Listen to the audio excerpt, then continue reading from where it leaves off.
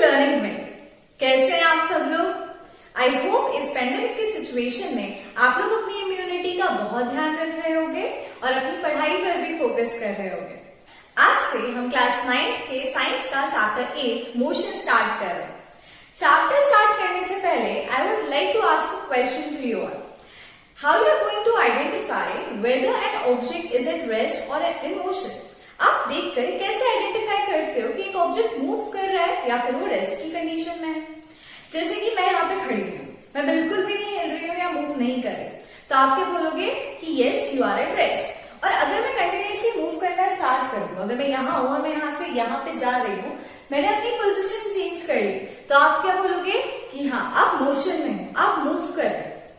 तो रेस्ट और मोशन को आइडेंटिफाई करने के लिए आप बहुत छोटा सा एक ऑब्जर्वेशन करते हो, विच इज द पोजिशन, कि पोजिशन एक ऑब्जेक्ट की चेंज हो रही है या नहीं हो रही है।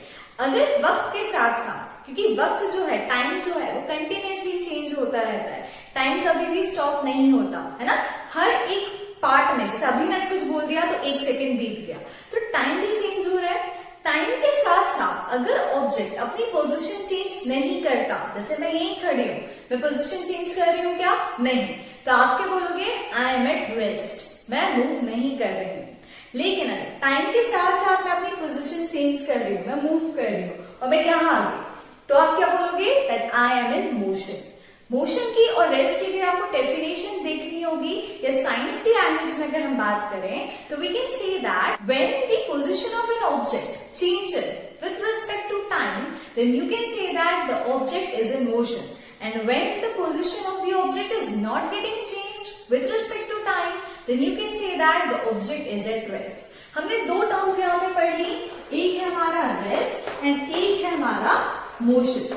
मोशन आपने देखा is the title of our chapter. Chapter का टाइटल ही क्या है? मोशन। मोशन कि ऑब्जेक्ट अपनी पोजीशन चेंज कर रहा है। इसी टॉपिक पे बेस्ड हमारा पूरा का पूरा चैप्टर लाई करता है।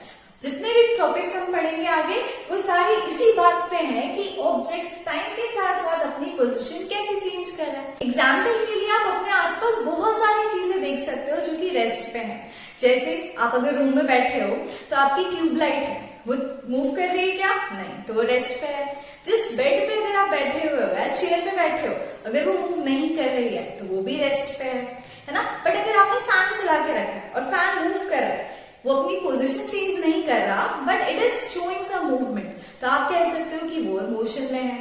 सिमिलरली अगर आपके पास कोई पेट है और वो पेट कंटिन्यूसली मूव कर रहा है, तो आप बोल सकते हो कि ये भी एक मोशन है।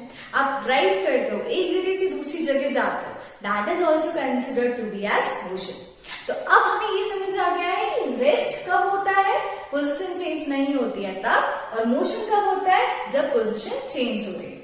कई बार मोशन बहुत फास्ट होता है, इतना कि आप उसको ऑब्जर्व कर सकते हो। जैसे मेरा फैन है, फैन को घूमते देख रहे हो तो आपको पता है मूव कर रहा है। कार को या बाइक को आप मूव करते देखते हो तो आप ऑब्जर्व कर सकते हो कि वो अपनी पोजीशन चेंज कर रहा है, because it is a fast phenomenon. But motion जरूरी नहीं है हमेशा फास्ट ही। कभी कभी मोशन इतना स्लो होता है, इतना स्लो होता है कि आपको लगता है the object is at rest.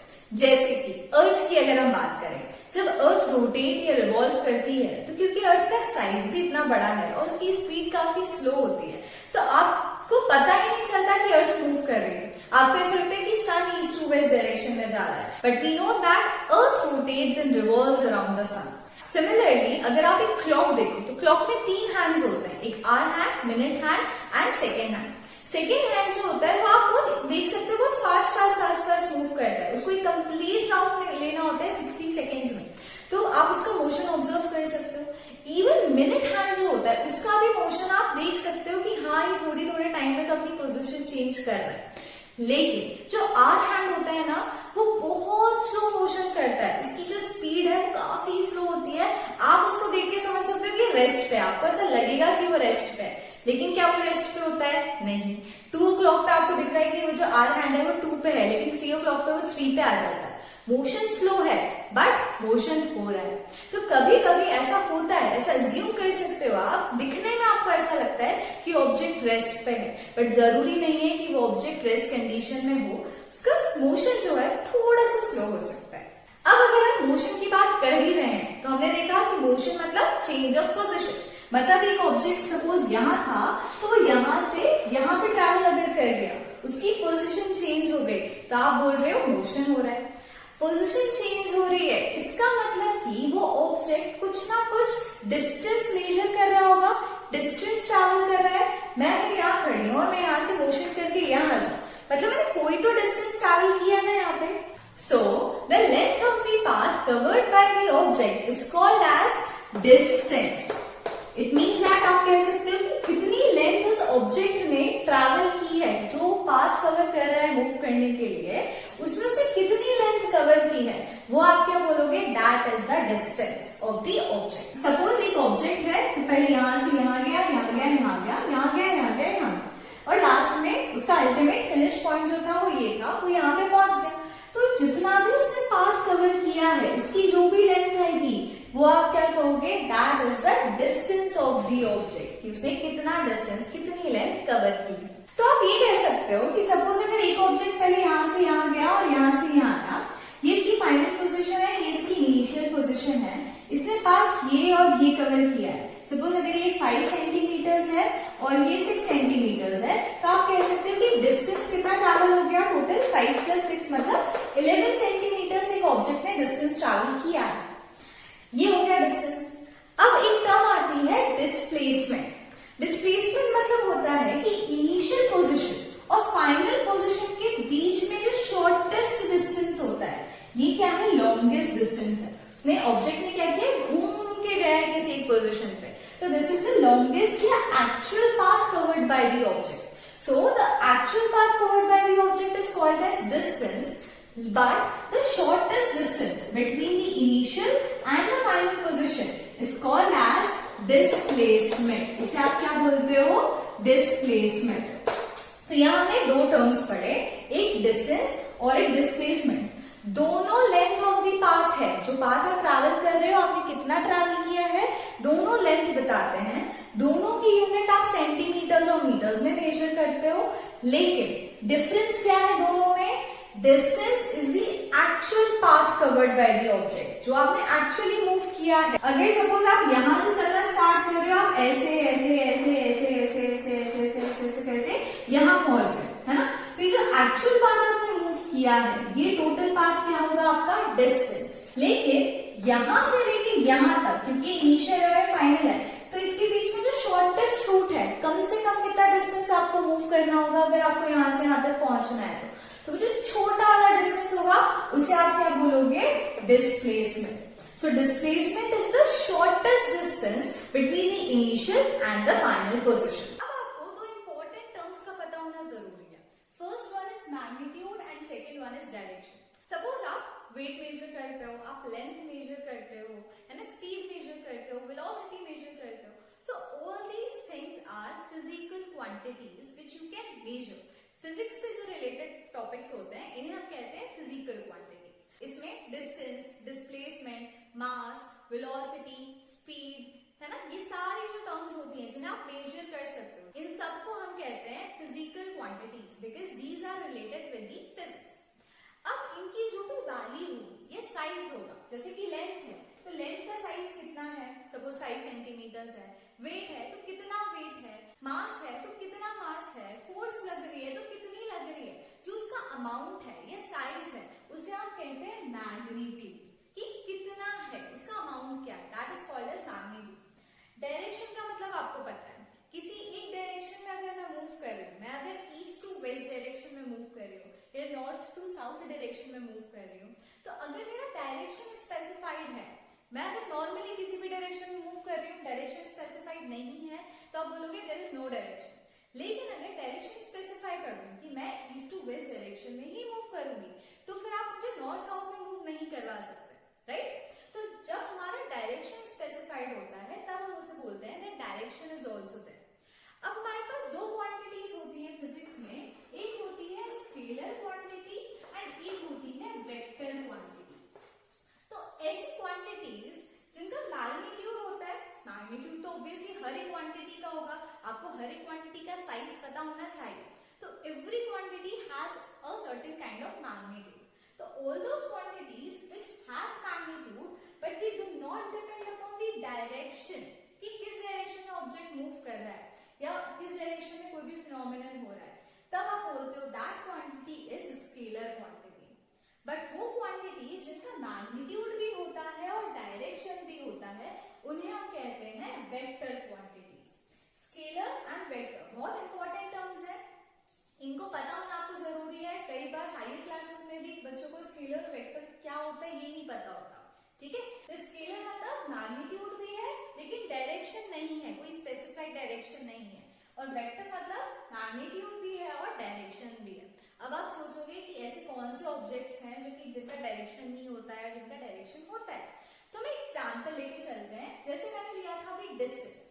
Distance object यहां से यहाँ मूव कर रहा है, यहाँ पहुंच गया।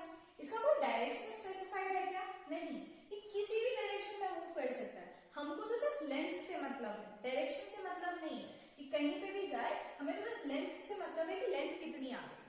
तो हम कह सकते हैं कि जो डिस्टेंस होता है वो क्या है, हमारी स्केलर क्वांटिटी है। इस distance is not dependent upon the direction. जबकि अगर आप डिस्प्लेसमेंट की बात करो तो डिस्प्लेसमेंट यहां से यहां जाना है, राइट। आपको यहां से यहां जाना है। अब आप यहां से यहां नहीं जा सकते, यहां नहीं जा सकते, यहां नहीं जा सकते। There is a particular direction through which you have to move, है ना। इससे इसी डायरेक्शन में आप जा सकते हो, तभी आपको अपना आंसर मिलेगा। तो जब डायरेक्शन स्पेसिफाइड हो जाता है ना, डायरेक्शन यहाँ पे इंक्लूड हो रहा है मैग्नीट्यूड के साथ साथ, तो आप क्या बोलते हो, it is a vector quantity. Therefore displacement is a vector quantity but distance is a scalar quantity. ठीक है, तो आई होप आप लोगों को स्केलर और वेक्टर क्या होता है और डिस्टेंस स्केलर क्यों है और डिस्प्लेसमेंट वेक्टर क्यों है ये समझ आ गया होगा। अब अगर हम डिफरेंट केसेस के बारे में बात करें कि डिस्प्लेसमेंट और डिस्टेंस की डिफरेंट रिलेशंस निकालने की कोशिश करते हैं। सबसे पहले हम एग्जांपल लेते हैं लीनियर मूवमेंट का। मतलब एक ऑब्जेक्ट है, यहां से उसको मूव करके वो यहां पहुंच गया, ठीक है। तो इस केस में जब लीनियर मूवमेंट हो रहा है तो आप डिस्टेंस क्या लोगे, डेफिनेटली ये पार्ट इसने कवर किया है तो यहां से लेके आगे का जो भी पार्ट का लेंथ होगा that will be the distance. Displacement अगर आपको मेजर करना है तो अगेन क्या होगा, क्योंकि हमने यहां से लेके यहां तक का डिस्टेंस जो है यही शॉर्टेस्ट डिस्टेंस है, इसके अलावा और कोई डिस्टेंस हो सकता है क्या? नहीं। तो इस केस में आपका डिस्टेंस जो है वो आपके डिस्प्लेसमेंट के इक्वल आने वाला है, राइट। इस केस में डिस्टेंस भी यही है और डिस्प्लेसमेंट भी यही है। तो एक रिलेशन हमने निकाला कि distance and displacement can be equal to each other. अब हम एक और कंडीशन लेते हैं, जब हमारा ऑब्जेक्ट पहले यहां से यहां गया फिर यहां से यहां चला गया, ठीक है। तो जब आप डिस्टेंस मेजर करोगे तो आप पाथ की पहले ये वाली लेंथ लोगे, सपोज ये 5 है, और पाथ की ये वाली लेंथ लोगे, सपोज ये 6 है, राइट। तो 5 और 6 इन दोनों को प्लस करके आपका 11 आ गया। This is the distance travelled. But जब आपको डिस्प्लेसमेंट मेजर करना है तो आप क्या करोगे, शॉर्टेस्ट डिस्टेंस मतलब यहां से लेके यहां तक का जो लेंथ होगी that will be your displacement. ये आपको कैसे मिलेगा, आपको दिख रहा है ये क्या है, राइट एंगल ट्रायंगल बन रहा है। इसका पाइथागोरस थ्योरम लगा दो, पाइथागोरस को सॉल्व करोगे तो आपको हाइपोटेनस मिल जाएगा। According to a theorem where the sum of two sides is always greater than the third side, तो जो डिस्टेंस होगा वो आपका ग्रेटर होगा आपके डिस्प्लेसमेंट से। तो इस कंडीशन में क्या हो रहा है कि मेरा डिस्टेंस ग्रेटर है डिस्प्लेसमेंट से, राइट। अब एक लेते हैं एक ऑब्जेक्ट है, उसे यहां से मूव करना स्टार्ट किया, वो सर्कुलर पाथ पर मूव किया और वापस से यहाँ पे आ गया, ठीक है। इस केस में जब आप डिस्टेंस मेजर करने जाओगे तो एक्चुअल पाथ कितना कवर हुआ है वो पूरा आप निकालोगे, मतलब circumference of the circle 2πr करके आप डिस्टेंस फाइंड आउट करोगे। लेकिन डिस्प्लेसमेंट आप देख रहे हो, ऑब्जेक्ट यहां था, इनिशियल पोजीशन ये थी, फाइनल पोजीशन फिर से ये हो गई, डिफरेंस आया क्या कुछ, इनिशियल और फाइनल के बीच में कितना लेंथ है पता चल रहा है क्या? नहीं। इसका मतलब कितना डिस्टेंस हो गया, 0। मैं यहां थी, मैं यहां गई और मैं वापस से घूम के यहीं आ गई, तो मेरा डिस्टेंस यहां से लेके वहां तक प्लस वहां से लेके यहां तक होगा। लेकिन डिस्प्लेसमेंट क्या होगा, इनिशियल और फाइनल पोजीशन के बीच का डिस्टेंस जो कि कुछ भी नहीं है, that means it will be 0। तो इस केस में आपका डिस्टेंस की जो वैल्यू आएगी वो आएगी आपकी 2πr, अगर सर्कुलर मोशन हो रहा है तो। बट डिस्प्लेसमेंट जो होगा वो आपका क्या हो जाएगा, 0, राइट। अब अगर ये ऑब्जेक्ट यहां से मूव करता और यहां पर आ जाता, मान लो, ठीक है, पूरा सर्कल नहीं लेके एक सेमी सर्कल लेता, तो फिर आप कैसे निकालते, डिस्टेंस होता आपका ये सेमी सर्कमफेरेंस, जो सर्कमफेरेंस है इसका half, that will be your distance. लेकिन डिस्प्लेसमेंट क्या होता है आपका, यहां से लेके यहां तक का shortest distance, that means diameter. Diameter निकालते हैं तो डिस्प्लेसमेंट मिल जाती, और अगर आप सेमी सर्कमफेरेंस निकालते तो आपको डिस्टेंस मिल जाता। तो इन कंडीशन से आपको एक चीज समझ आ रही है कि डिस्टेंस और डिस्प्लेसमेंट इक्वल हो सकते हैं, लेकिन डिस्प्लेसमेंट कभी डिस्टेंस से ज्यादा नहीं हो सकता। डिस्टेंस ज्यादा हो सकता है डिस्प्लेसमेंट से, लेकिन displacement can never be greater than the distance, and distance can never be zero. अब कुछ अगर आप मोशन कर रहे हो और अगर आप कोई भी डिस्टेंस ट्रैवल कर रहे हो, इतना सा भी कर रहे हो, तो कुछ ना कुछ लेंथ आ ही जाएगी और आपका डिस्टेंस जीरो नहीं हो सकता तब तक जब तक आप रेस्ट पे नहीं हो। अगर मैं रेस्ट पे हूं तो फिर डिस्टेंस जीरो आएगा, बट अगर मैं मोशन कर रही हूं तो डिस्टेंस जीरो नहीं हो सकता, जबकि डिस्प्लेसमेंट मेरा जीरो हो सकता है when there is a circular movement happening. ठीक है, तो आप लोगों को एक केसेस और relation between distance and displacement समझ आ गया। अब हम बात करते हैं uniform and non uniform motion की। There are two types of motion, one is uniform, second one is non uniform.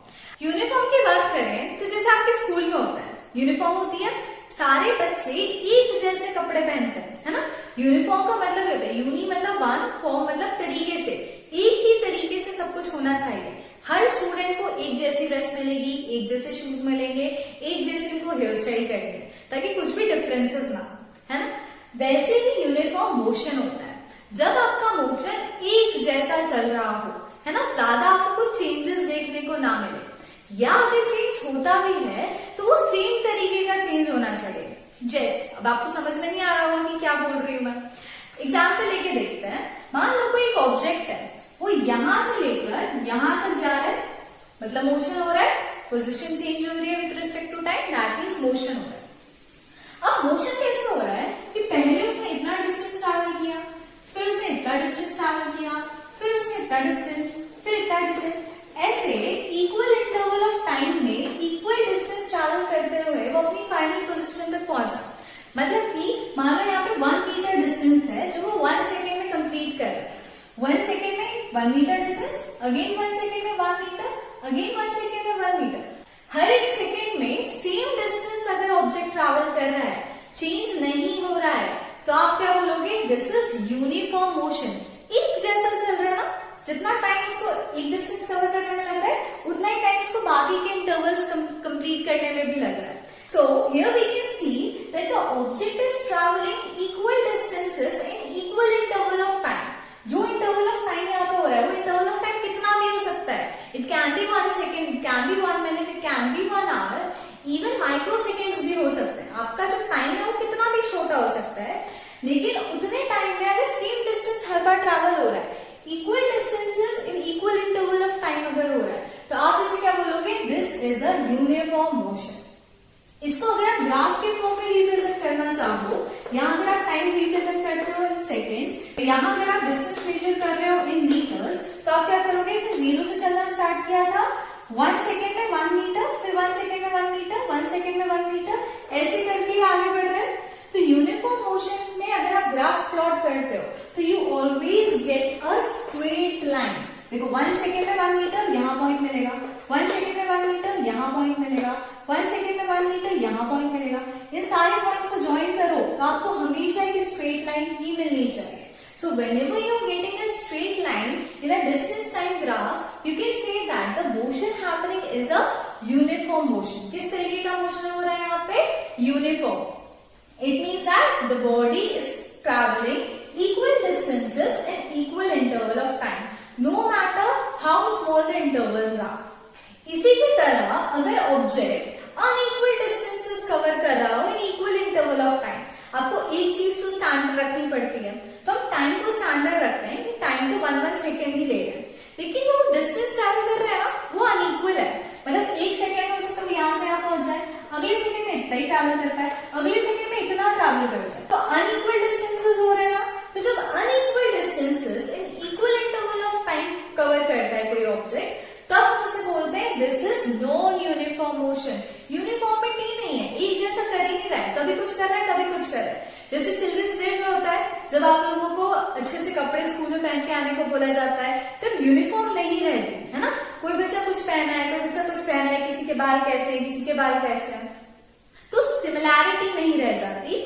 Uniformity नहीं रह जाती, तब हम उसे बोलते हैं नॉन यूनिफॉर्म मोशन। इसका अगर आप ग्राफ ड्रॉ करने की कोशिश करो, मान लो टाइम है सेकेंड, यहाँ पे डिस्टेंस है इन मीटर्स, इसका अगर आप ग्राफ प्लॉट कर रहे हो तो आपको नहीं पता, हो सकता है कि 1 सेकेंड में उसने इतना डिस्टेंस ट्रैवल किया हो सकता है दूसरे में थोड़ा किया हो सकता है तीसरे में एकदम बहुत ज्यादा कर दिया हो सकता है चौथे में उसने थोड़ा और कम ही हो पाया हो।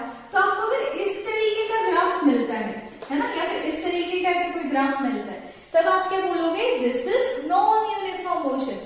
आपको सिमिलैरिटी है, एक जैसी स्ट्रेट लाइन नहीं मिल रही है, कर्व्ड लाइन मिल रही है। तो whenever you will get a curved line or a parabola in distance time graph, you can say that the motion which is happening is a non-uniform kind of motion. Okay? Example के लिए आप ये ले सकते हो कि मान लो 1 second में 1 मीटर हो रहा था तो यूनिफॉर्म था। अब हो सकता है 1 सेकेंड में 2 मीटर्स हो जाए, अगले 1 सेकेंड में 4 मीटर्स, अगले 1 सेकेंड में 3 मीटर्स। अनइक्वल हो रहा है ना, कभी कम कभी ज्यादा हो रहा है। This is non uniform motion. So I hope आप लोगों को यूनिफॉर्म और नॉन यूनिफॉर्म मोशन क्या होता है, इनकी ग्राफ्स कैसे प्लॉट करते हो, ग्राफ्स देखकर आप कैसे पता लगा सकते हो कि यूनिफॉर्म है या नॉन यूनिफॉर्म मोशन हो रहा है। अब हमारा नेक्स्ट टर्म है स्पीड। स्पीड बताने की मुझे नहीं लगता आप लोगों को कोई जरूरत है, आपको ऑलरेडी पता है कोई ऑब्जेक्ट कितना तेज या कितना स्लो मूव कर रहा है, उसका जो एक्सटेंट है वो हमें कौन बताता है, स्पीड। आप गाड़ी बहुत स्लो चला रहे हो 10 किलोमीटर पर आवर की स्पीड से, तो आप बोलोगे बाप रे कितना स्लो ड्राइव करता है। और अगर कोई बच्चा है वो बहुत तेज गाड़ी चलाता है विच इज अनसेफ, ऐसा नहीं करना है। ओके, नॉर्मल आपको एक 30 to 40 किलोमीटर पर आवर की स्पीड ही मेंटेन करनी चाहिए, ज्यादा स्पीड में एक्सीडेंट के चांसेस होता है। तो अगर हमारी जो स्पीड है गाड़ी की अगर वो ज्यादा है, मतलब आप ज्यादा फास्ट ट्रैवल कर रहे हो, so speed gives you an idea that how fast और slow the object is moving. मैं अगर ऐसे ऐसे ऐसे जा रही हूँ तो मेरी स्पीड कितनी कम है, लेकिन अगर मैं एकदम से ऐसे हो गई तो मेरी स्पीड ज्यादा है ना। तो स्पीड बताता है कि कितना फास्ट और कितना स्लो कोई ऑब्जेक्ट मूव कर रहा है। अब स्पीड को अगर आपको साइंटिफिकली डिफाइन करना है तो आप बोलते हो कि speed is equal to distance upon time, कि उसने कितना डिस्टेंस कितने टाइम में ट्रैवल किया है। अगर मैं 1 सेकेंड में 1 मीटर ट्रैवल कर रही हूँ तो मेरी स्पीड 1 मीटर पर सेकेंड है। अगर मैं 1 सेकेंड में 2 मीटर्स ट्रैवल कर पा रही हूँ मतलब मेरी स्पीड बढ़ गई, फास्ट हो गई, मतलब मैंने 1 सेकेंड में 2 मीटर्स ट्रैवल कर लिया। कितना डिस्टेंस कितने टाइम में ट्रैवल हो रहा है, that gives you the speed. ठीक है, speed equals to the distance travel by the object upon the time taken by the object to cover that distance. Generally हम टाइम जो होता है उसको 1 के हिसाब से लेते हैं, जैसे 1 सेकेंड या 1 आवर, तो हमें एक आइडिया मिल जाता है कि 1 सेकेंड में इतना हो रहा है या 1 मिनट में इतना हो रहा है, 1 आवर में इतना हो रहा है। तो जनरली हम इसको डिवाइड करते हैं एंड तो कोशिश करते हैं कि इसका मैग्नीट्यूड 1 ही रहे। Okay, that will give you the speed. Unit की बात करें तो डिस्टेंस हम जनरली किसमें मेजर करते हैं, मीटर में, किलोमीटर में, राइट। और टाइम मेजर करते हैं हम सेकेंड्स में या मिनट्स में या फिर आवर्स में। तो मीटर डिवाइड बाय सेकेंड है ना, अगर मैं डिस्टेंस मीटर में ले रही हूँ और टाइम मेरा सेकेंड्स में है तो क्या हो गया, मीटर पर सेकेंड। 1 सेकेंड में कितने मिनट्स ट्रैवल कर रहा है, इसको इस तरीके से भी लिखते हैं मीटर पर सेकेंड।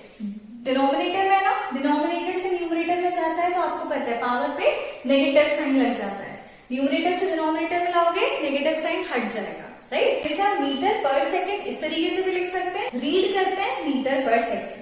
स्पीड समझ आ गई क्या होता है और उसकी यूनिट क्या होती है।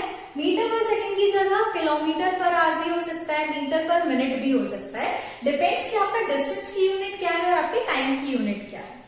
अब कई बार बुक्स में ये तो distance travel by the object upon time taken, ये तो फॉर्मूला हो गया। कई बार बुक्स में इसको इस तरीके से रिप्रेजेंट किया जाता है v equals to S upon T. तब आपको ऐसा लग रहा हो कि स्पीड ऐसे होती है, यहाँ कैसे आ गई और टाइम भी ऐसे कैसे हो गया, राइट। तो कई बुक्स में जो नोटेशन एंड क्वांटिटीज के वो डिफर कर सकते हैं। कई बार हम स्पीड को एस से डिनोट करते हैं, कई बार हम डिस्टेंस को डी से, कई बार डिस्टेंस को एस से भी डिनोट किया जाता है। तो कंफ्यूज नहीं होना है, अलग अलग बुक्स में अलग अलग रहता है। आप लोगों के बुक्स में स्पीड को डिनोट किया गया है v से, डिस्टेंस को डिनोट किया गया है s से एंड टाइम को डिनोट किया गया है t से।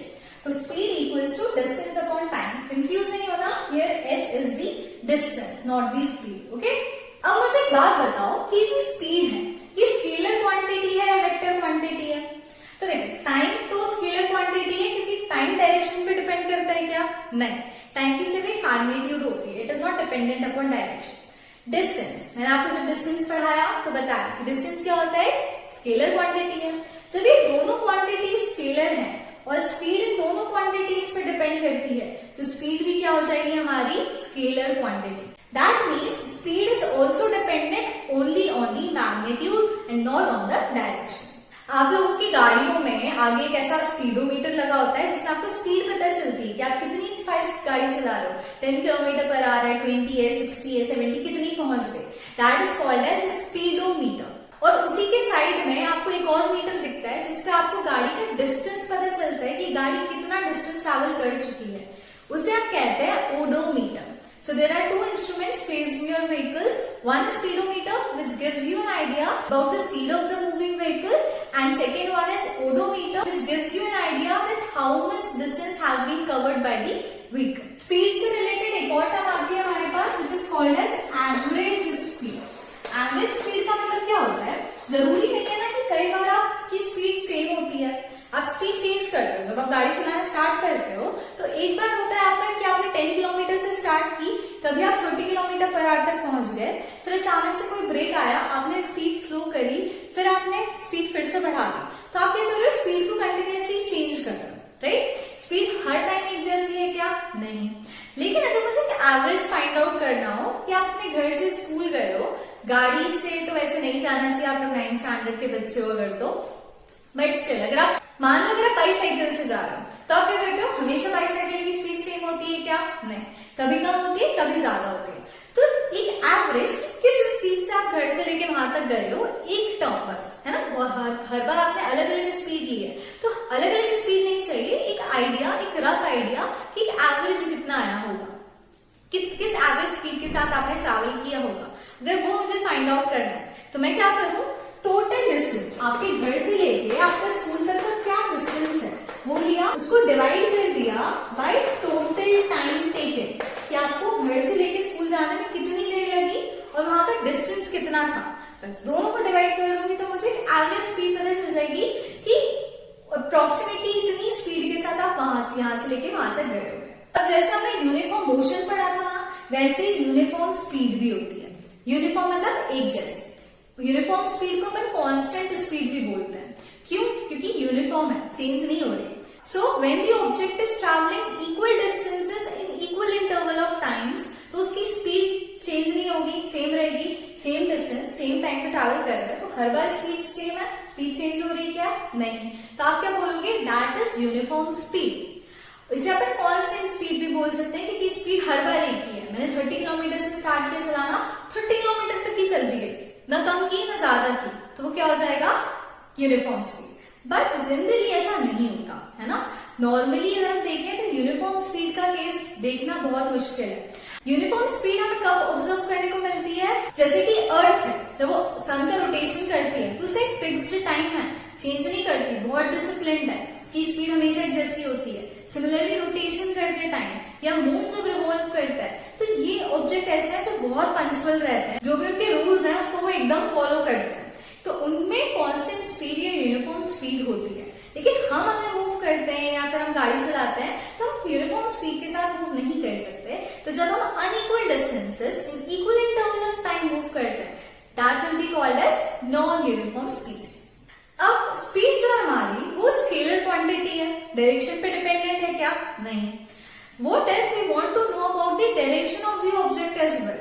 कि डायरेक्शन क्या है, कैसे है, इसकी इंफॉर्मेशन अगर हमें फाइंड आउट करनी है तो फिर हम क्या करेंगे, इससे एक नया टर्म इंट्रोड्यूस हुआ हमारे पास which is called as velocity.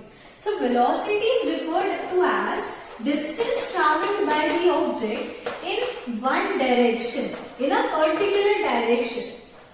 यहाँ पर हमने क्या किया था, स्पीड के केस में ओनली डिस्टेंस ट्रैवल। अब आप किसी भी डायरेक्शन में मूव कर रहे हो कोई फर्क नहीं पड़ता, बट वेलोसिटी में आपको डायरेक्शन का ध्यान रखना जरूरी है कि मूवमेंट किस डायरेक्शन से किस डायरेक्शन में हो रहा है upon the total time taken. So अगर आपको वेलोसिटी और स्पीड में डिफरेंस बताना है कि दोनों सेम चीजें हैं, दोनों आपको यही बता रही है कि कोई ऑब्जेक्ट कितना फास्ट या कितना स्लो मूव हो रहा है, डिस्टेंस और टाइम का बीच का रिलेशन ही दोनों में दिखाया जा रहा है। लेकिन सिर्फ इतना माइन्यूट सा डिफरेंस है दोनों में कि वेलोसिटी में डिस्टेंस जो है वो डायरेक्शन पे डिपेंडेंट होना चाहिए। जबकि स्पीड में डायरेक्शन का कोई रोल नहीं था। अब हमें पता है कि डिस्टेंस इन वन डायरेक्शन, जब आप किसी डायरेक्शन में डिस्टेंस मेजर करते हो तब हम उसे क्या बोलते हैं, displacement, right, displacement upon time, तो वही रहेगा टाइम टेकन। तो velocity can be referred to as displacement upon time. Speed होता है डिस्टेंस अपॉन टाइम, वेलोसिटी होता है डिस्प्लेसमेंट अपॉन टाइम। दोनों से हाउ फास्ट और how slow an object is moving यही पता चलता है। दोनों पाथ लेंथ और टाइम का रेशो ही है, दोनों की यूनिट भी सेम होगी क्योंकि ये भी मीटर सेंटीमीटर में मेजर किया जाएगा, टाइम अगेन सेकेंड्स और मिनट्स में ही मेजर किया जाएगा, तो इसकी यूनिट भी metre per second, metre per minute, centimetre per second यही होती है यूनिट भी। बस डिफरेंस है कि velocity is dependent upon the direction of the moving object, that's why it is dependent upon displacement as well. अब क्योंकि वेलोसिटी डिस्प्लेसमेंट पे डिपेंड करती है, डिस्प्लेसमेंट डायरेक्शन पे, डिस्प्लेसमेंट क्या है, वेक्टर क्वांटिटी, देयरफॉर हमारी वेलोसिटी भी क्या होती है, एक वेक्टर क्वांटिटी, जबकि स्पीड क्या थी, स्केलर क्वांटिटी थी। अब जैसे डिस्प्लेसमेंट जीरो हो सकता है या डिस्प्लेसमेंट की वैल्यू डिस्टेंस से कम आती है, सिमिलरली आपकी वेलोसिटी की वैल्यू भी जीरो हो सकती है और इसकी वैल्यू आपकी स्पीड से कम हो सकती है। सपोज एक क्वेश्चन है जिसमें आपको स्पीड भी निकालना है और आपको वेलोसिटी भी निकालनी है, तो स्पीड आप total distance upon total time करोगे, वेलोसिटी के लिए आप डिस्प्लेसमेंट अपॉन टाइम करोगे, तो आपकी वेलोसिटी की वैल्यू स्पीड की वैल्यू से हो सकता है कम आए और हो सकता है कि आपकी वेलोसिटी की वैल्यू जीरो भी आ जाए, because velocity is dependent upon displacement. I hope आपको स्पीड और वेलोसिटी में क्या डिफरेंस है और कब वेलोसिटी लिखेंगे, कब हम डिस्प्लेसमेंट लिखेंगे, ये क्लियर हो गया होगा। अब अगर हम यूनिफॉर्म वेलोसिटी की बात करें तो जैसा यूनिफॉर्म स्पीड में था कि if the body is travelling equal distances in equal interval of time, similarly if the body is travelling equal displacement, है ना, in equal interval of time, then you can say that the body is having uniform velocity और constant velocity. अब अगर आपको उसकी velocity change करनी है, constant से थोड़ा हटाना है, नॉन यूनिफॉर्म करना है, तो आप दो चीजें चेंज कर सकते हो, या तो आप स्पीड चेंज कर दो, मतलब आप वेलोसिटी चेंज करना चाहते हो तो वेलोसिटी मतलब displacement upon time, unequal distance in equal interval of time करना स्टार्ट कर दो तो आपकी वेलोसिटी फ्लक्चुएट हो जाएगी। और आपको पता है कि वेलोसिटी डायरेक्शन पे डिपेंड करती है, तो अगर आप direction of the object change कर दो तो भी आपकी वेलोसिटी चेंज हो जाती है। इसका एक बहुत अच्छा एग्जाम्पल है, जब आप सर्कुलर मोशन कर रहे हो, जब आप ऐसे मूव कर रहे होते हो तो क्या होता है, स्पीड तो क्योंकि डिस्टेंस अपॉन टाइम है तो आपको कुछ नहीं करना है, बस आपने यहाँ से आ गया, डिवाइड कर दिया, कितना टाइम में वो आपको स्पीड मिल जाएगी।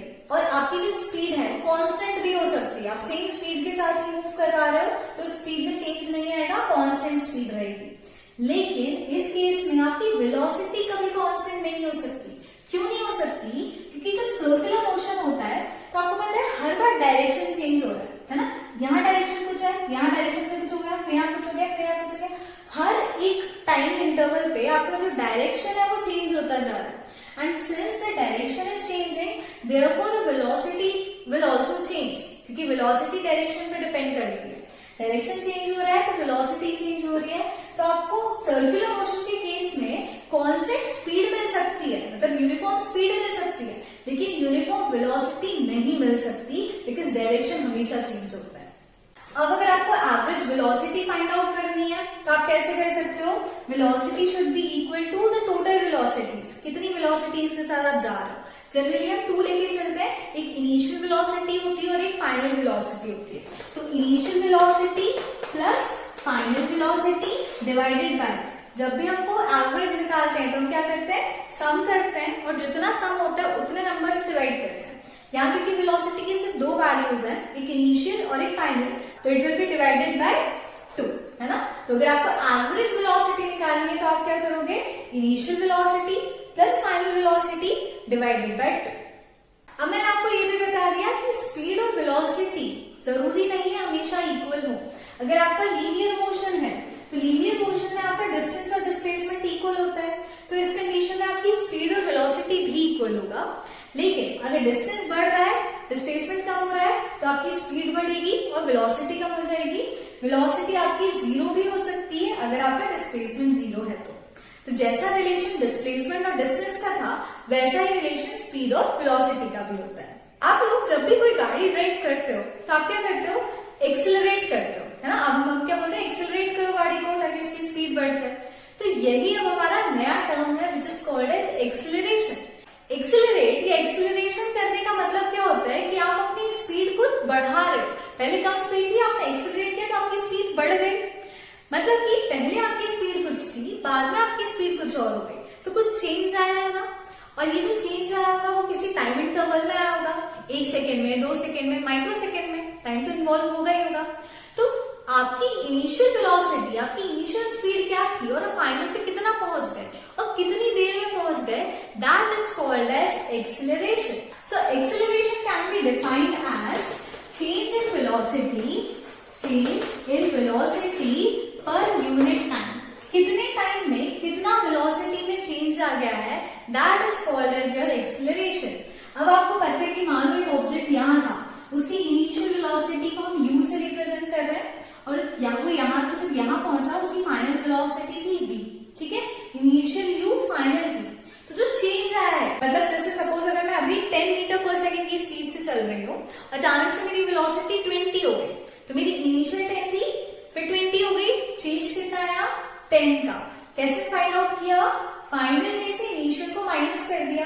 तो चेंज कैसे पता चलेगा, final velocity minus initial velocity divided by time, है ना। कितनी देर में हुआ है, 1 सेकेंड में, 2 सेकेंड में, कितने में हुआ है, that will be your acceleration. So the rate of change of velocity with respect to time is called as your acceleration. अब एक्सेलरेशन किस पे डिपेंडेंट है, वेलोसिटी पे। वेलोसिटी क्या होती है आपकी, वेक्टर क्वांटिटी, इसलिए आपका जो एक्सेलरेशन है वो भी क्या होगा, वेक्टर, ठीक है। एक्सेलरेशन भी वेक्टर क्वांटिटी है। यूनिट की बात करो तो आपको पता है वेलोसिटी है ऊपर, माइनस भी कर दोगे तो भी आंसर वेलोसिटी में ही आएगा। 20 माइनस 10 भी आता तो 10 मीटर पर सेकेंड ही आ रहा होगा आपका आंसर। तो इसकी यूनिट क्या होगी, मीटर पर सेकेंड, इसकी यूनिट क्या होती है, सेकेंड, टाइम की यूनिट क्या होगी, सेकेंड। जब आप इस सेकेंड को ऊपर लेके जाओगे तो क्या हो जाएगा, metre per second. Base same है, पावर्स डिफरेंट है, मल्टीप्लाई हो रहा है, पावर्स क्या हो जाती है, ऐड, -1 प्लस -1 कितना हो जाएगा, -2। तो metre per second square, this is the SI unit of acceleration. Velocity की अगर आप यूनिट चेंज करते हो, मान लो किलोमीटर पर आवर करते हो, मीटर पर मिनट करते हो, सेंटीमीटर पर सेकंड करते हो, या टाइम की भी यूनिट चेंज करते हो, तो बस आपको यहाँ मीटर की जगह आपको अपने डिस्टेंस की यूनिट और सेकंड्स की जगह आपको टाइम की यूनिट रिप्लेस करनी है, लिखोगे इसी तरीके से। या फिर इसको कभी कभी मीटर पर सेकेंड स्क्वायर भी लिखते हैं, ऐसा भी लिखते हैं। तो जो पर होता है ये -2 की जगह आपने पर मतलब डिवाइड का साइन यहाँ पे लगा दिया, दोनों इक्वल है। कई बार बच्चे क्या करते हैं, पर का भी लगा देते हैं, माइनस का भी लगा देते हैं। ऐसा नहीं करना, या तो माइनस का लगाओगे, क्यों, क्योंकि आप डिनोमिनेटर से न्यूमरेटर में ले जा रहे हो, और अगर आप उसे डिनोमिनेटर में ही रख रहे हो तो फिर माइनस साइन हम यहाँ पे नहीं लगाएंगे। यूनिट लिखते वक्त बहुत ध्यान रखना, यूनिट के भी मार्क्स होते हैं, और यूनिट कैसे आई आपको रटने की जरूरत नहीं है। आपको अगर डेफिनेशन याद है तो आप यूनिट खुद से फाइंड आउट कर सकते हो। अब अगर हम यूनिफॉर्म एक्सेलरेशन की बात करें तो क्योंकि एक्सेलरेशन वेलोसिटी पे डिपेंड कर रहा है, तो अगर एक ऑब्जेक्ट स्ट्रेट लाइन में ट्रैवल कर रहा है, क्योंकि अगर आपने स्ट्रेट लाइन से डायरेक्शन चेंज किया तो वेलोसिटी चेंज हो जाएगी, है ना, ये नहीं चाहते। यूनिफॉर्म की बात कर रहे हैं तो डायरेक्शन एक ही होना चाहिए। एक ऑब्जेक्ट अगर स्ट्रेट लाइन में ट्रैवल कर रहा है और इसकी जो डिस्टेंस है, इसकी वेलोसिटी में जो चेंज है वो इक्वल चेंज है इन इक्वल इंटरवल ऑफ टाइम।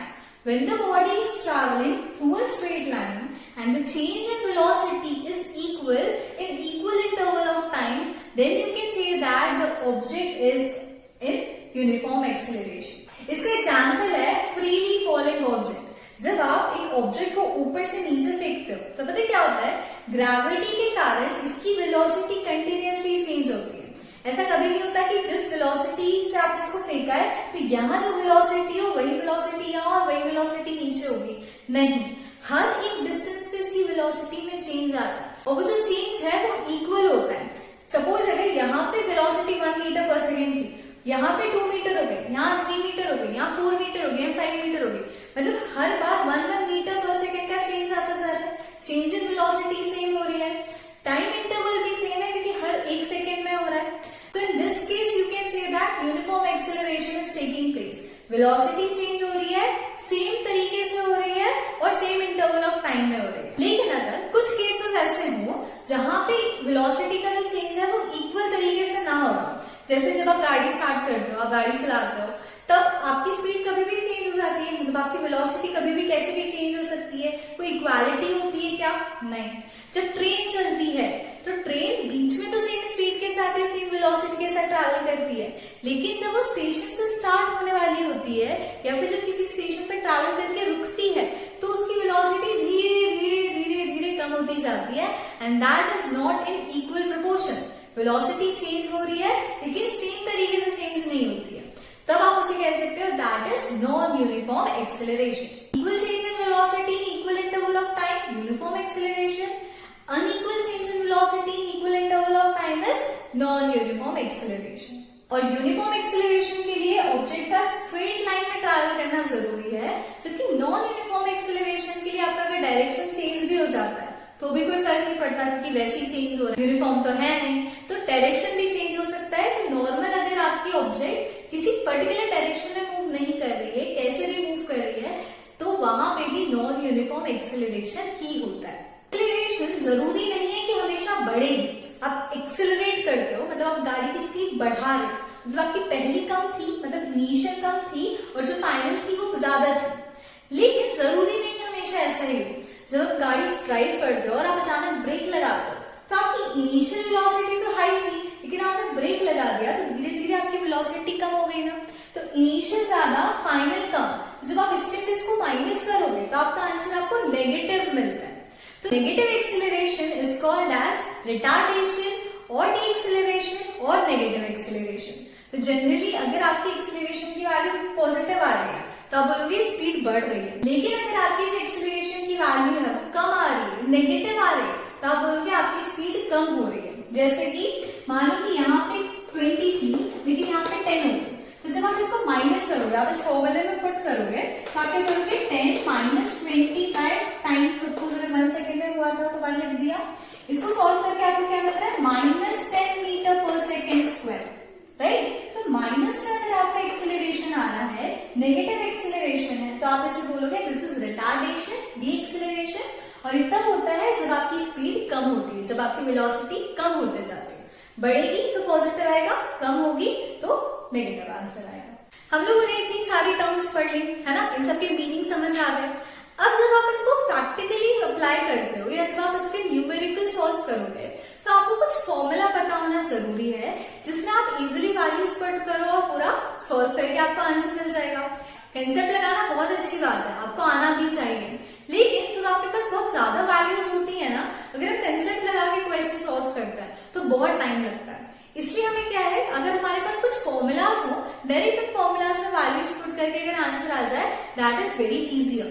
तो अभी हम क्या करेंगे, अब हम पढ़ने वाले हैं हमारी equations of motion. There are total 3 equations of motion, जिनसे आपको किसी का भी रिलेशन फाइंड आउट करना हो, डिस्टेंस, वेलोसिटी का, एक्सेलरेशन टाइम का, कुछ भी, तो आप हर एक relation in equation of motion से फाइंड आउट कर सकते हो। सबसे पहले बात करते हैं अपनी फर्स्ट इक्वेशन ऑफ मोशन की। आपने देखा अगर कोई ऑब्जेक्ट है, उसकी इनिशियल वेलोसिटी है u, उसकी फाइनल वेलोसिटी है v, जो कि वो t टाइम कवर कर रहा है ना, तो हम क्या कहते हैं कि acceleration is equal to change in velocity, मतलब v minus u upon t। ये हमारा एक फॉर्मूला है, ये है एक्सेलरेशन का फॉर्मूला कि acceleration equals to v minus u upon t, that is change in velocity with respect to time. अब अगर आप इस t को यहाँ पे मल्टीप्लाई करते हैं तो ये क्या हो जाएगा, a into t equals to v minus u, right. अब v को यही छोड़ दो, u को यहाँ पे ले जाओ, तो ये माइनस है, यहाँ जाके क्या हो जाएगा प्लस, तो हो जाएगा u plus at equals to v, या इसको v equals to u plus at लिख सकते हो। This is your first equation of motion, where v is the final velocity, u is the initial velocity, a is acceleration and t is time taken। इनमें से अब अगर आपको कोई भी 3 वैल्यूज पता है, मतलब v पता है, a पता है और t पता है, u फाइंड करना हो, वैल्यूज पुट करो, ट्रांसपोज करो, आंसर मिल जाएगा।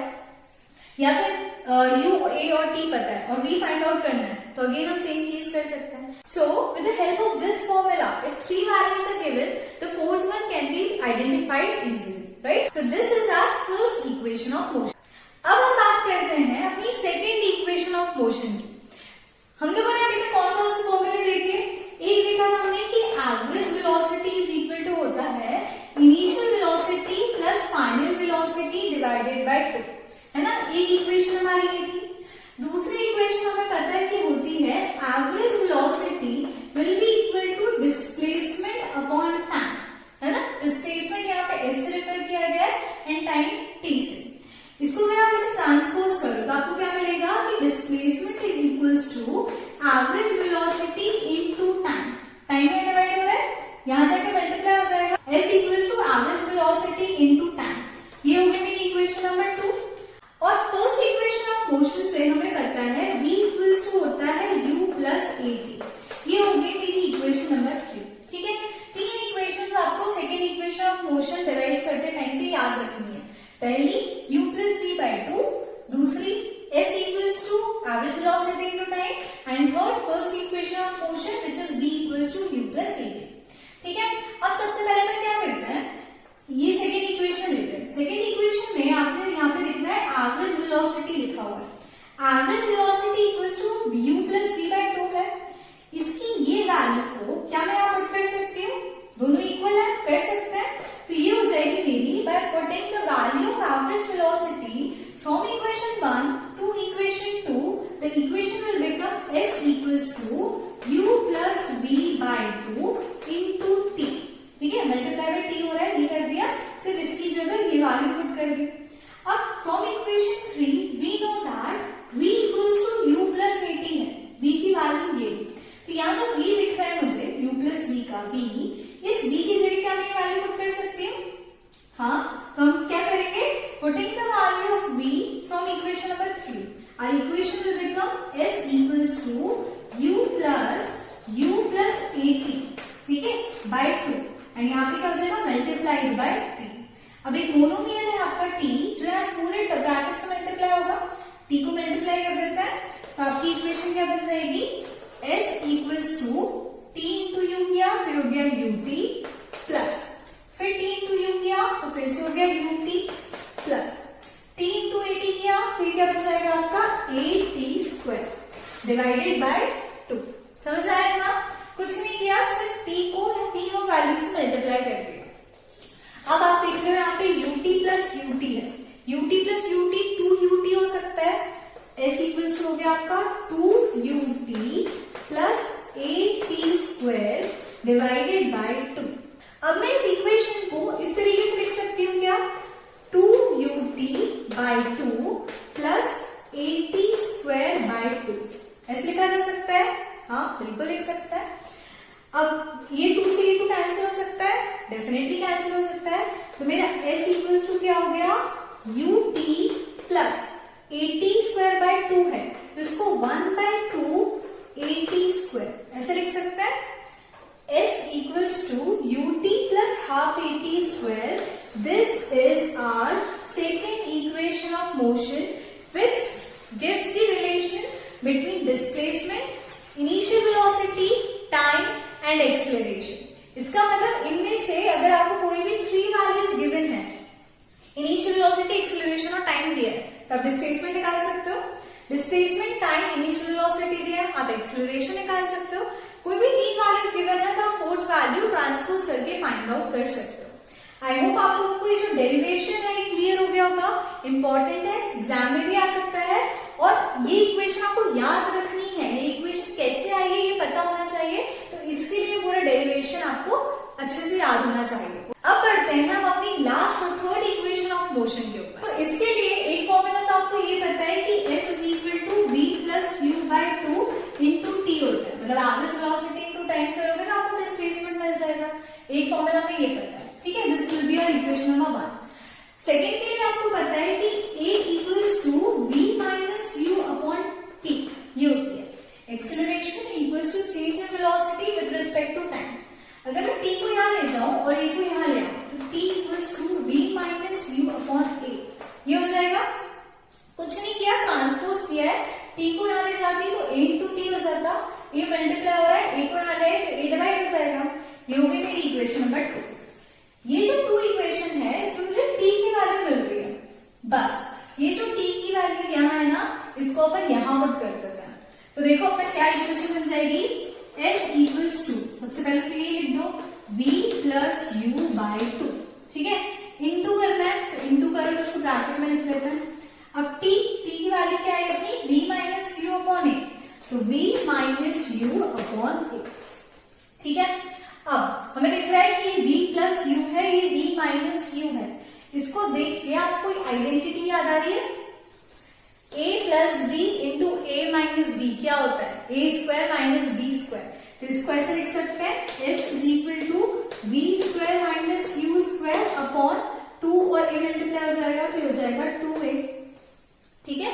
v plus u into v minus u किया तो हमें मिला v square minus u square. हमने यहाँ पे आइडेंटिटी लगाई a plus b into a minus b which is equal to a square minus b square. ये हो गया 2 इंटू ए, 2a को यहाँ जाके मल्टीप्लाई कर दो तो क्या हो जाएगा, 2as is equal to v square minus u square, या v square minus u square is equal to 2as। इसको यहाँ पे भी इजिली जाके लिख सकते हो। This is your third equation of motion. Easy है ना, कोई ज्यादा डिफिकल्ट नहीं है। तीनों इक्वेशंस का डेरिवेशन बहुत इजी है, बस आप लोगों को कुछ फॉर्मूलाज याद रखना है। अब इस फॉर्मूले से आपको क्या क्या रिलेशन मिल सकता है, final velocity, initial velocity, acceleration और डिस्प्लेसमेंट। इन 4 टर्म्स का रिलेशन आपको मिल जाएगा। कोई 3 टर्म्स गिवन है, आप 4th टर्म आइडेंटिफाई कर सकते हो। तो आपको तीनों equation of motion which is v equals to u plus at, s is equal to ut plus half at square and v square minus u square equals to 2as, ये तीनों equations thoroughly याद करनी है, इनका derivation अच्छे से करना है, तभी न्यूमेरिकल्स आप इजीली सॉल्व कर लोगे। ओके, फिजिक्स या मैथमेटिक्स में जनरली हम जो भी क्वांटिटीज होती हैं, अगर उन्हें ग्राफिकल फॉर्म में रिप्रेजेंट करते हैं तो हमारा आंसर अट्रैक्टिव होता है और इजीली आइडेंटिफाइबल होता है। मैं बहुत सारे वर्ड्स में कुछ लिख दूं और उसकी जगह मैं ग्राफ बना दूं, तो ग्राफ पिक्चर फॉर्म में आपकी आईज को ज्यादा सूदिंग होता है और आपको समझ में आता है कि क्या हो रहा है, instead of reading all these things. अब हमारा नेक्स्ट टॉपिक है graphical representation of motion. Motion में डिफरेंट टर्म्स हमने देखी हैं। अब इन टर्म्स को ग्राफ पे अगर प्लॉट करते हैं तो हमें किस तरीके के ग्राफ्स मिलते हैं, ये हम देखते हैं।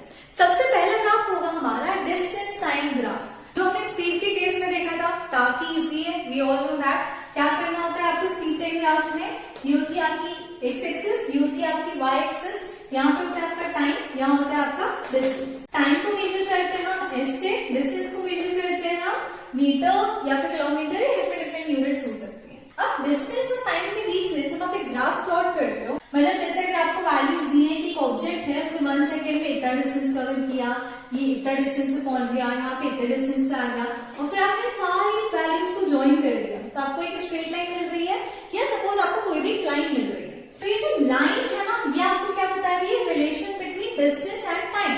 तो डिस्टेंस और टाइम का रिलेशन अगर कोई लाइन बताती है तो वो लाइन क्या रिप्रेजेंट कर रही है, स्पीड। इसका प्रूफ देखते हैं कैसे। अब आप देख रहे हो कि सपोज एक स्ट्रेट लाइन है, ऑब्जेक्ट जो है इक्वल इंटरवल ऑफ टाइम में इक्वल डिस्टेंसेस कवर कर रहा है, तो मैं बोल सकती हूँ कि यहाँ यूनिफॉर्म मोशन हो रहा है, यूनिफॉर्म स्पीड है। अगर मुझे इस पर्टिकुलर पॉइंट की स्पीड कैलकुलेट करनी है, ऑब्जेक्ट यहां से पहुंचा तो मुझे स्पीड निकालना। स्पीड इक्वल टू क्या होता है आपको पता है, डिस्टेंस अपॉन टाइम। तो ये पॉइंट मुझे कैसे मिला है, डिस्टेंस ये प्लस टाइम ये, है ना, तब मुझे वाला पॉइंट मिला होगा। तो सपोज करो कि ये O, A, B और C ये पॉइंट्स के नाम है, मुझे डिस्टेंस मेजर करना है, तो O से लेकर C तक का जो डिस्टेंस आएगा that will be my distance, है ना, ये वाली वैल्यू तो जाएगी OC अपॉन टाइम। टाइम मुझे कौन बता रहा है, ये OA बता रहा है टाइम, तो यहाँ पे क्या हो जाएगा OA। अब आप देख रहे हो कि जो आपकी OC वैल्यू है, जो AB वैल्यू है, ये दोनों वैल्यूज आपस में इक्वल होंगी, एक दूसरे के पैरेलल चल रही है ना, और ये वाली वैल्यू ये वाली वैल्यू दोनों आपस में पैरेलल है, इक्वल होंगी। तो OC को मैं AB से रिप्लेस कर सकती हूँ क्या, डेफिनेटली। तो ये हो जाएगा AB upon OA। Speed equals to क्या हो गया, AB अपॉन OA, और AB अपॉन OA जो वैल्यू होगी, इसका जो आपको रेशो मिल रहा है दोनों लाइंस का, ये रेशो क्या डिपेंड करेगा, आपका स्लोप। तो ये जो लाइन दिख रही है, जो स्लोप दिख रहा है, this will represent your speed. तो जब भी आप डिस्टेंस और टाइम के बीच में ग्राफ बनाओगे, तो जो आपकी रे ऑफ लाइन आएगी, this line will represent the speed of the object. Okay, अब इस केस में थोड़ा सा चेंज करते हैं कि मान लो यहाँ डिस्टेंस की जगह डिस्प्लेसमेंट होगा, बाकी सारी चीजें सेम है, सिर्फ डिस्टेंस की जगह अगर डिस्प्लेसमेंट है तो आपकी स्पीड की जगह जो स्लोप है वो आपको क्या बता देगा, वेलोसिटी बताएगा। तो ग्राफ दोनों के सेम बनेंगे। ये था यूनिफॉर्म स्पीड का केस। अब नॉन यूनिफॉर्म भी हो सकता है, तो मान लो ये आपका टाइम है और आपका डिस्टेंस है, तो नॉन यूनिफॉर्म के केस में आपकी जो लाइन आती है वो स्ट्रेट नहीं आएगी, या तो ऐसी जाएगी या ऐसी जाएगी, या फिर हो सकता है कि ऐसी कुछ जाए। ठीक है, there may be different kinds of line possible in different cases of non uniform motion. अगर नॉन यूनिफॉर्म मोशन या स्पीड है तो जरूरी नहीं है स्ट्रेट लाइन है, आपको वेरिएबल काइंड ऑफ लाइंस यहाँ पे मिल सकती हैं। आपको पता है कि स्पीड और वेलोसिटी में सिर्फ डायरेक्शन का चेंज है, बाकी और कोई चेंज नहीं है। तो जब हम स्पीड और टाइम का ग्राफ बनाते हैं या वेलोसिटी टाइम का ग्राफ बनाएंगे तो दोनों ग्राफ ऑलमोस्ट एक दूसरे से सेम ही बनते हैं, तो इनको हम साथ में ही पढ़ रहे हैं। ठीक है, अब हमारा नेक्स्ट है speed time and velocity time graphs. Speed time और वेलोसिटी टाइम में हम टोटल 3 केसेस देखेंगे। हमारा फर्स्ट केस है जो हमारी स्पीड कांस्टेंट है, कांस्टेंट है मतलब बिल्कुल भी चेंज नहीं हो रही है, तो क्या होगा, ये आपकी एक्स एक्सिस है जो आपको टाइम बता रही है, और ये आपकी स्पीड या फिर वेलोसिटी बताएगी आपकी वाई एक्सिस। यूनिट आप देख लोगे, टाइम की यूनिट होगी सेकेंड या मिनट्स, और स्पीड की यूनिट होगी आपकी metre per second, centimetre per second, जो भी है। ठीक है, अब अगर आपने फर्स्ट केस लिया है कि स्पीड आपकी कांस्टेंट है, चेंज नहीं हो रही, मतलब 1 सेकेंड अगर यहाँ पे है आपकी स्पीड 10 किलोमीटर, मतलब मान लो जैसे कि ये 0 था, 5, 10, 15 और 20, तो 0 सेकेंड में अगर आपकी स्पीड 20 थी, 1 सेकेंड में आपकी स्पीड 20 हुई, 2 सेकेंड में भी आपकी स्पीड 20 है, 3rd सेकेंड में भी आपकी स्पीड 20 है, आपकी स्पीड में चेंज नहीं आ रहा, स्पीड कांस्टेंट है, तो आपकी जो रे ऑफ लाइन बनेगी जब आप इन पॉइंट्स को ज्वाइन करोगे तो that will be a straight line, ऐसी सीधी लाइन आपको मिलेगी। Straight line always depicts that straight line which is parallel to your time axis always depicts that there is no change in the speed of the object. Speed जो है वो constant है, एक जैसी चल रही है। ठीक है, अब ये जो लाइन है वो आपको क्या बता रही है, तो we know that speed और time के बीच का रिलेशन है।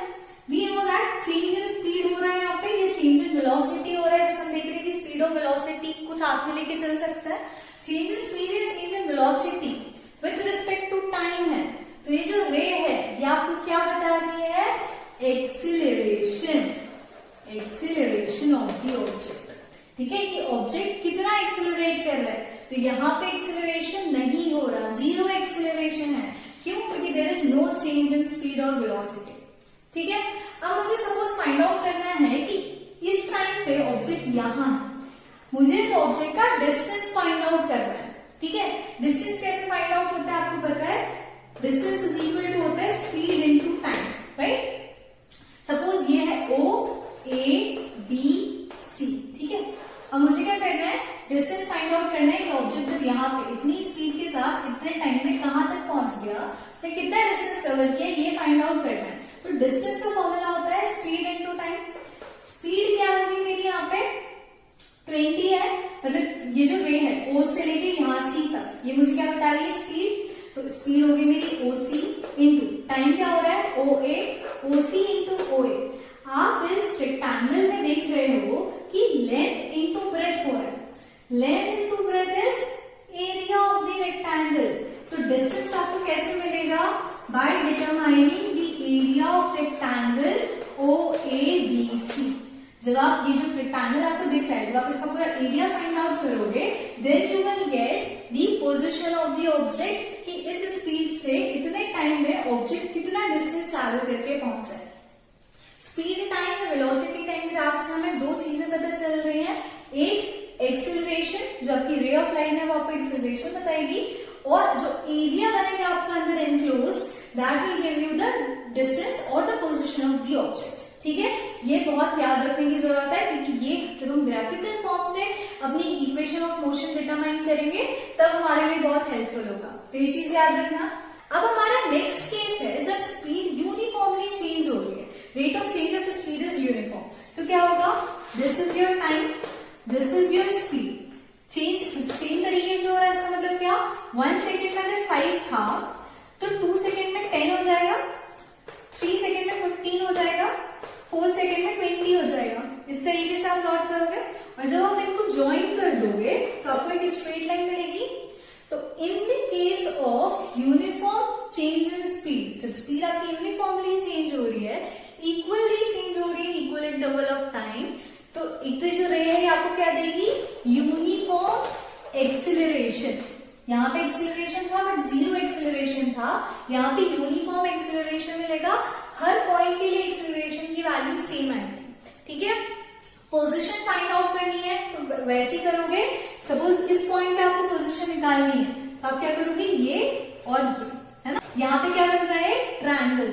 इस केस में आपका रेक्टेंगल बन रहा था, एरिया ऑफ रेक्टेंगल से पोजीशन निकल रही थी। यहाँ पे एरिया ऑफ ट्रायंगल से पोजीशन निकलेगी तो यहाँ पे आपको half into base time into height speed आपको करना पड़ेगा, तो आपको पोजीशन मिल जाएगी in the case of uniform acceleration और when the speed is changing uniformly. Speed जो होती है जरूरी नहीं है वो यूनिफॉर्मली बढ़ेगी, कभी कभी क्या होती है यूनिफॉर्मली डिक्रीज भी होती है। तो इन केसेस में आपको ग्राफ जो मिलेगा ना वो कुछ इस तरीके का मिलेगा। इधर एक टाइम और स्पीड है, तो पहले स्पीड ज्यादा थी, फिर धीरे धीरे क्या हुआ, टाइम के साथ साथ स्पीड जो रही है कम होते जाते, तो आपको एक डिक्लाइनिंग ग्राफ मिलता है।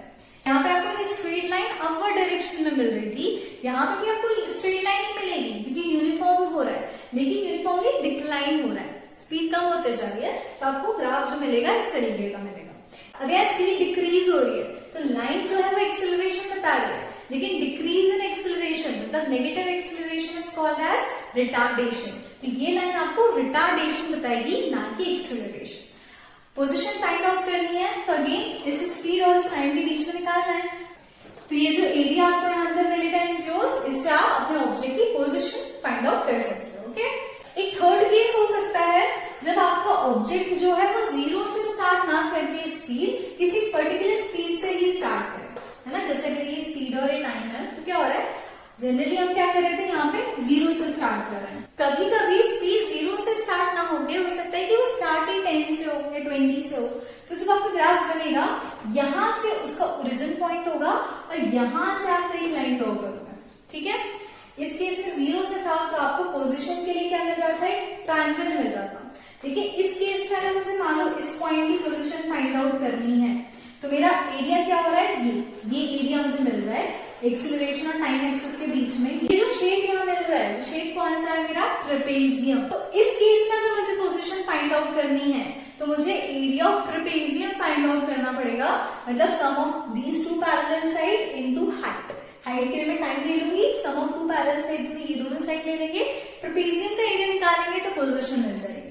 ठीक है, तो इट डिपेंड्स कि मेरे ग्राफ का स्ट्रक्चर कैसा है। ग्राफ में जो एरिया आ रहा है क्या वो रेक्टेंगल है, क्या वो ट्रायंगल है, या क्या वो ट्रेपेजियम है, इसके बेसिस पर ही हम अपनी position of the object find out कर सकते हैं। नाउ हमारा थर्ड केस है जब मेरी स्पीड जो है वो नॉन यूनिफॉर्मली आगे बढ़ रही हो, तो ये तो और इजी है, स्पीड है, टाइम है, नॉन यूनिफॉर्मली बढ़ रही है मतलब आपको स्ट्रेट लाइन नहीं मिलेगी, तो या तो आपको ऐसे पैराबोला टाइप का ग्राफ मिल सकता है, एक्सेलरेशन है, रिटार्डेशन है तो इस तरीके का आपको ग्राफ मिल सकता है, या फिर आपको variable different kind of lines भी नॉन यूनिफॉर्म मोशन या नॉन यूनिफॉर्म स्पीड के केस में मिल सकते हैं।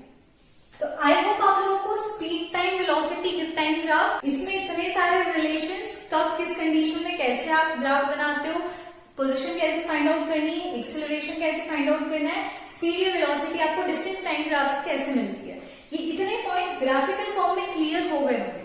ये ग्राफ्स अगर क्लियर है तभी हम आगे जाके अपनी derivation of equation with the help of graphs कर पाएंगे। अगर ये नहीं बनेगा ना तो आगे का भी नहीं बनेगा।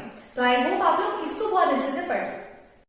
Now we are going to derive the equation of motions again, but this time with the help of the graphical method. इससे पहले हम लोगों ने इक्वेशन ऑफ मोशन डिराइव की थी but without the help of graphs. अब क्योंकि अपन इतने सारे टाइप ऑफ ग्राफ्स पढ़े हैं उसका कुछ तो यूज होना चाहिए ना, तो अब हम क्या करेंगे, वही इक्वेशन ऑफ मोशन डिराइव करेंगे लेकिन एक ग्राफ की हेल्प से। सबसे पहले मैं आप लोगों को एक ग्राफ समझा देती हूँ। ये जो ग्राफ है ये वेलोसिटी टाइम ग्राफ है, वेलोसिटी और टाइम के बीच में हमने बनाया है। एक ऑब्जेक्ट है जो किसी पर्टिकुलर वेलोसिटी से मूव करना स्टार्ट कर रहा है, जनरली जीरो से करता है, बट यहाँ पे हमारा जो ऑब्जेक्ट है वो एक पॉइंट है ए, इस ए पॉइंट से उसने मूव करना स्टार्ट किया, ना कि हमारे ओ या जीरो। अब आप देख रहे हो कि यहाँ पे एक स्ट्रेट लाइन है, इसका मतलब कि यूनिफॉर्म मोशन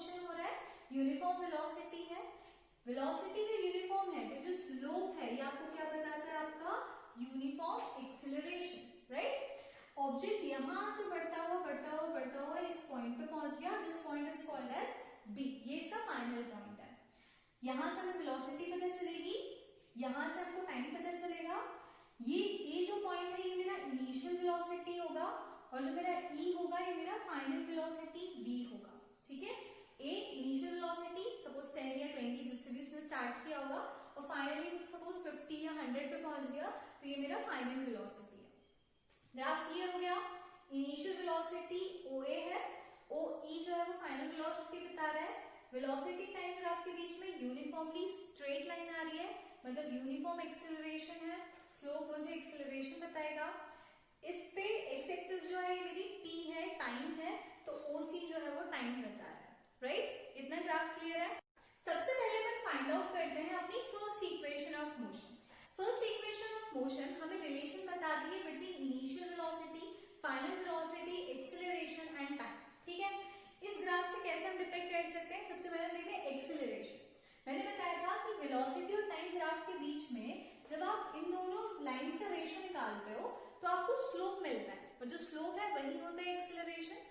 तो हम यहाँ लिख सकते हैं कि AB is equal to BD upon AD, ठीक है।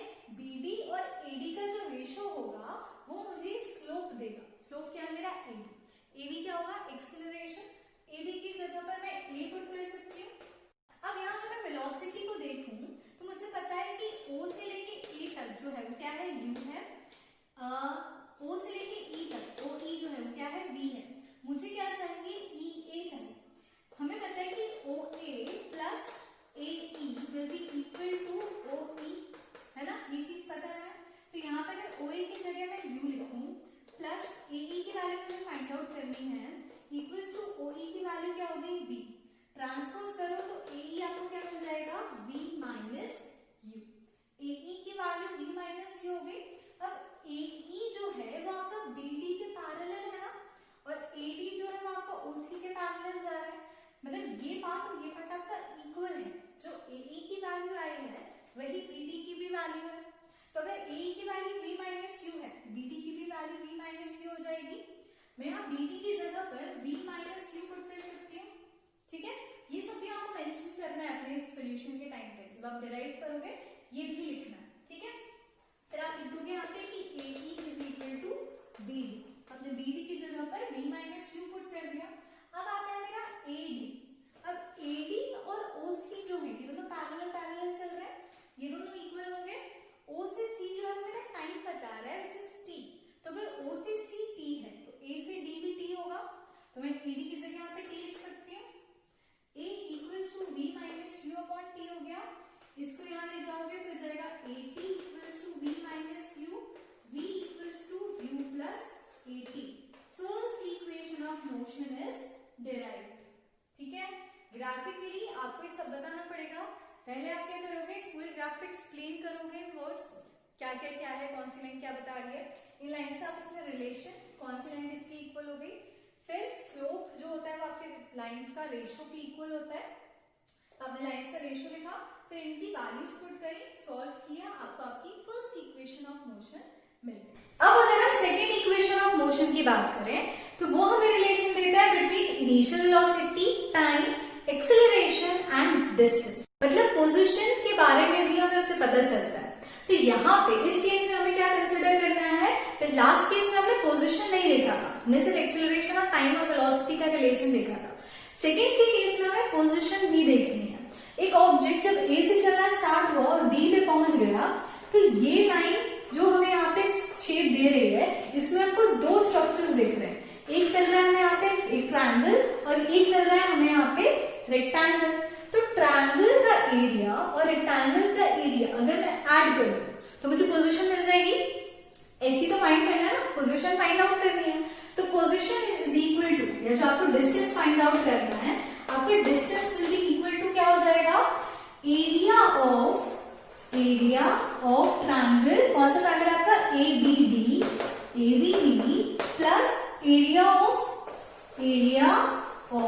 रेक्टेंगल। रेक्टेंगल कौन सा बन रहा है आपका, AOCD, है ना। इस ट्रायंगल का एरिया और इस रेक्टेंगल का एरिया, इन दोनों को अगर मैं ऐड कर दूं तो मुझे मेरा पूरा डिस्टेंस पोजीशन पता चल जाएगी।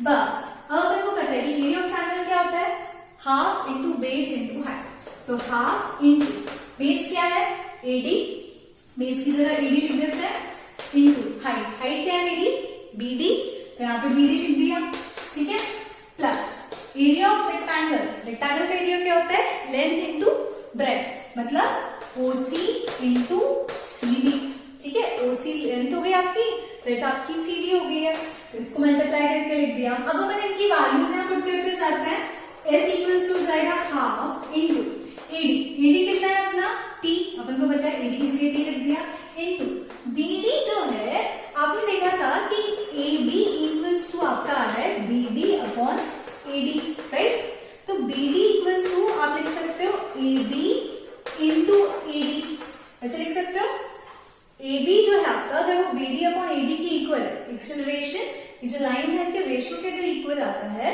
तो बीडी को ये है तो एडी को यहाँ ले जाओ तो एडी मल्टीप्लाई हो जाएगा। एबी की वैल्यू आपको पता है क्या है, ए एक्सेलरेशन, और एडी आपको पता है क्या है टी, तो बीडी इक्वल टू क्या हो गया ए इंटू टी, प्लस बीडी की जगह यहाँ पे क्या लिख दो ए इंटू टी, प्लस ओसी की वैल्यू आपको पता है क्या है, ओसी इक्वल्स टू है टी, और सीडी, सीडी जो है वो क्या ओ ए की इक्वल है, ओ ए की वैल्यू अगर यू है तो सी से लेके डी तक भी क्या हो जाएगा यू, तो यहाँ पर मैंने दिया यू, इसको सॉल्व करोगे तो आपको मिल रहा है half t into t, a t square plus t into u कितना हो जाएगा u t, s equals to half a t square plus u t, इसको आप ऐसे भी देखो a plus b is equal to b plus a होता है, पता है हमें, तो इसको आप s equals to u t plus half a t square ऐसे भी लिख सकते हो, कुछ नहीं किया, यू टी को पहले लिख दिया, इसको बाद में लिख दिया, कोई चेंज नहीं आएगा, ठीक है, this is our second equation of motion which can be derived with the help of a graph also। अब हम बढ़ते हैं अपनी लास्ट इक्वेशन ऑफ मोशन की तरफ जो हमें रिलेशन देती है एक्सेलरेशन, वेलोसिटी और डिस्टेंस के बीच में। तो यहाँ अगेन हमें डिस्टेंस ही मेजर करना है, पोजीशन मेजर करनी है, बट यहाँ टाइम का कोई रोल नहीं है ना, तो अगर आप इस रेक्टेंगल को अलग से भी कंसिडर करते हो तो कोई मतलब नहीं, क्योंकि आपको टी को इंक्लूड नहीं करना है थर्ड इक्वेशन ऑफ मोशन में।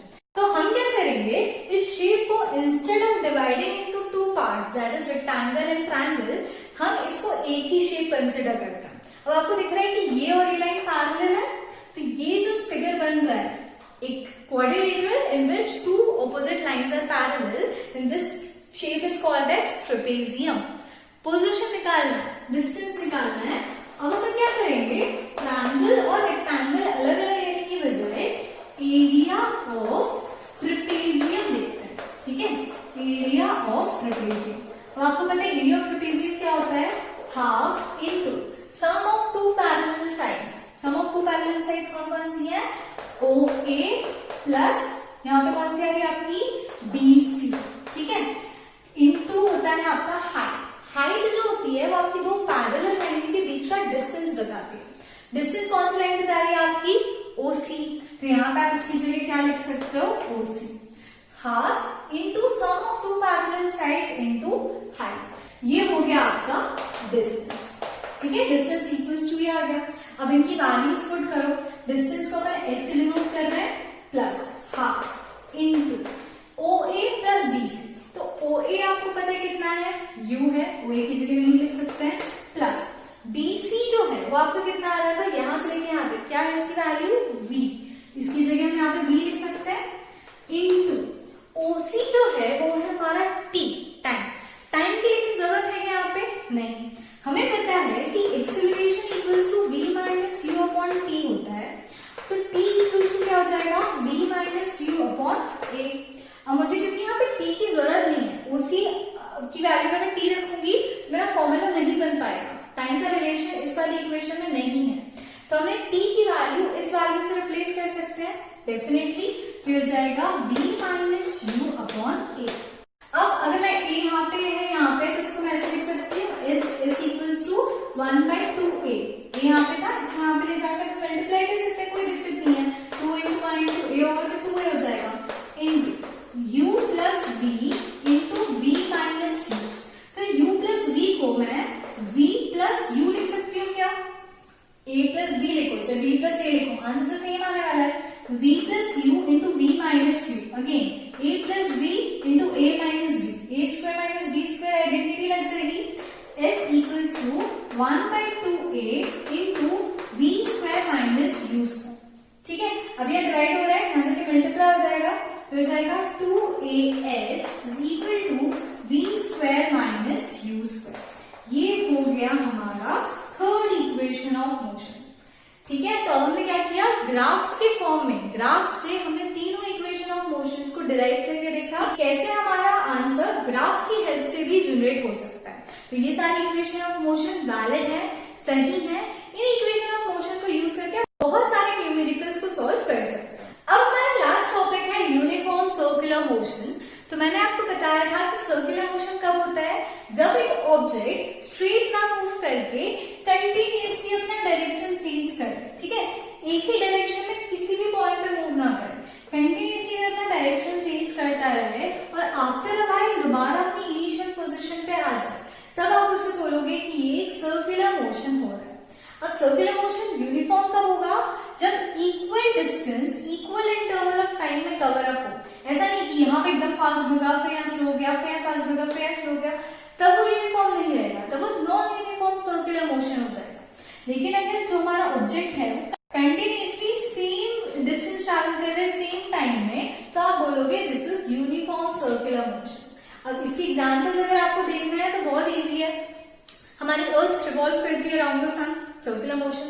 मून रिवॉल्व करता है around the earth, circular motion. जो हमारी क्लॉक के हैंड्स होते हैं ना, मिनट हैंड, आवर हैंड, वो भी तो same equal interval of time में इक्वल डिस्टेंस ट्रैवल करते हैं और सर्कुलर ही मूव करता है। That is also kind of uniform circular motion. Circular motion के केस में, जैसा मैं आपको पहले भी बता चुकी हूँ, कि हम एक यूनिफॉर्म स्पीड निकाल सकते हैं लेकिन यूनिफॉर्म वेलोसिटी नहीं निकाल सकते, बिकॉज हर पॉइंट पे आपका डायरेक्शन जो है ऑब्जेक्ट का वो चेंज होता है। ठीक है, अब मान लो मुझे इसकी स्पीड निकालनी है, तो आपको पता है कि स्पीड इक्वल्स टू क्या होता है, distance travel by the object upon time. Distance क्या होगा, ऑब्जेक्ट अगर यहाँ से मूव करना स्टार्ट किया, तो पूरा ये ऐसे घुमा, रिवॉल्व करा और वापस से यहाँ पे आ गया, तो कितना डिस्टेंस इसने कवर किया है, circumference of the circle. And circumference क्या होता है, 2πr अपॉन टाइम। ठीक है, तो 2πr अपॉन t जो होगा वो आपका स्पीड बता देगा। ठीक है, सर्कुलर मोशन के केस में आपको अगर स्पीड फाइंड आउट करनी है तो आप सिंपल डिस्टेंस ना लेके 2πr which is the circumference of the circle, इसको आप यूज करोगे। आई होप आप लोगों को मोशन चैप्टर क्लियर हो गया होगा। आज मैंने मोशन चैप्टर से रिलेटेड सारे टॉपिक्स को एक साथ कवर अप कर दिया है। आई होप आप लोगों को ये सारे टॉपिक समझ आए हो। कोई भी डाउट है तो आप लोग मुझसे पूछ सकते हो। अब हम मिलेंगे अपनी नेक्स्ट वीडियो में, तब तक के लिए अपना ध्यान रखिए, खुश रहिए।